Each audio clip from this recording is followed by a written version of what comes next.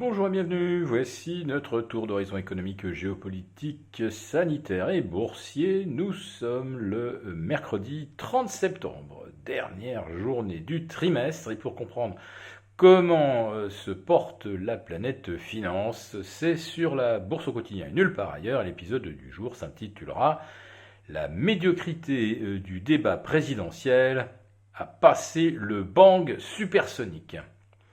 Oui, alors je fais allusion à cette explosion qui a beaucoup ému les habitants de la région parisienne. En fait, un énorme bang a été entendu d'à peu près partout, des Yvelines à l'Essonne, en passant par les environs d'Euro Disney. En fait, fausse alerte, ce n'était pas une grosse explosion de type Beyrouth, non, c'est un chasseur qui a, peut-être par erreur, passé le mur du son au-dessus de la région parisienne, ce qui est quand même un phénomène assez rare. Bref, ça a pas mal ému les réseaux sociaux, les matchs se sont arrêtés à Roland-Garros, on entendait même le bruit depuis les studios de BFM et des autres grands médias français. Bon, voilà, l'information a rapidement circulé. Il ne s'agissait en effet que d'un bang supersonique.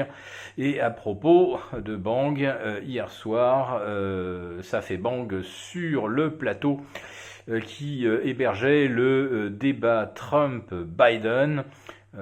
Débat qui a été qualifié de pire débat politique de l'histoire des États-Unis, avec deux candidats s'envoyant des noms d'oiseaux, l'un traitant l'autre de caniche de Poutine. Ça, c'est Trump au sujet de Joe Biden. Joe Biden traitant Donald Trump de clown.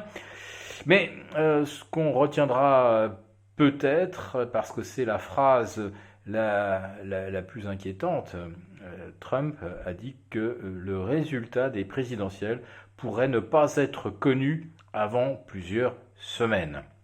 Or, le résultat, il va tomber. Alors, soit il est effectivement extrêmement serré et on se retrouvera peut-être dans la même situation qu'Al Gore face à Bush Junior en 2000. Mais si les résultats sont assez clairs, ça signifierait que Trump n'acceptera pas le résultat des élections, demandera peut-être un recompte ou effectuera des recours contre de prétendues irrégularités. Bref, Trump persiste et signe.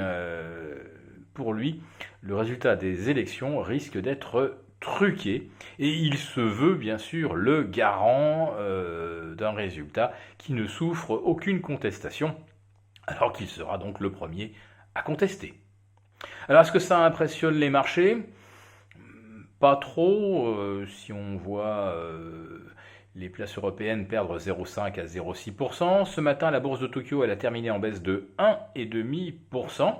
Alors ça, eh bien, ça a ramené la performance mensuelle de septembre pratiquement à zéro à Tokyo, alors que mardi matin, le Nikkei engrangeait près de 2%. Le bilan trimestriel pour Tokyo est de plus 4%. Donc là, ça fait encore pas le figure en regard des 7,5 du Dow Jones, des plus 10 du S&P et des plus 12,5 du Nasdaq. Mais attention, en préouverture, les indices américains sont en repli de moins 0,7 à moins 0,8%. En tout cas, clairement, il n'y a pas de bonus pour cette fin de trimestre, pas d'habillage de bilan.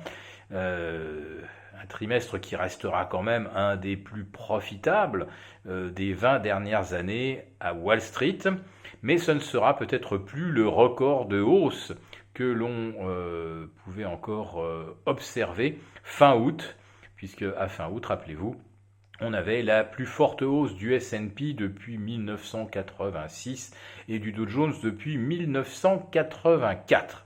Là, le troisième trimestre sera même inférieur en termes de performance au second.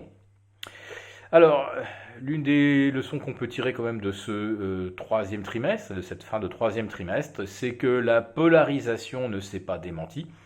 Polarisation extrême durant le mois d'août. Au mois de septembre, les valeurs technologiques ont certes corrigé, oui, elles ont corrigé lourdement, mais à chaque fois qu'il y a eu un rebond, il n'y en avait que pour les technos, que pour les GAFAM, et finalement, eh bien, les secteurs les plus fragiles, ils ont chuté encore plus lourdement que les technos sur lesquels il y avait d'importants bénéfices à prendre, alors que sur les secteurs délaissés, on était déjà sur des pertes annuelles abyssales, eh bien, elles sont encore plus abyssales au cours des derniers jours de septembre. Manifestement, les gérants éjectent de leur portefeuille tous les canards boiteux, notamment aux États-Unis, les valeurs pétrolières, les parapétrolières, et un petit peu également les compagnies aériennes, tout ce qui touche au tourisme. Mais le secteur pétrolier est peut-être celui qui aura connu le plus mauvais troisième trimestre. Et hier, le baril a encore chuté, lourdement d'ailleurs, moins 4%. Et ça, je le répète, ce n'est pas bon signe concernant les anticipations de croissance. Parce que bon, certes, il n'y a peut-être pas une discipline parfaitement observée de la part des membres de l'OPEP, mais globalement, les anticipations de demande de pétrole demeurent extrêmement faibles. Et ça, eh bien, pour l'instant, les marchés n'en tiennent aucun compte et continuent de valoriser les actions comme si on s'en allait vers une reprise en V. Les performances du troisième trimestre, en tout cas, continuent de valider ce genre de scénario et qui n'est absolument pas celui du marché des matières premières et du pétrole. Si cette vidéo vous a plu, n'hésitez pas à nous mettre un pouce. On vous retrouve demain pour un live avec nos abonnés premium et vendredi avec tous les abonnés de la lettre confidentielle. Si vous voulez y participer, n'hésitez pas à vous abonner.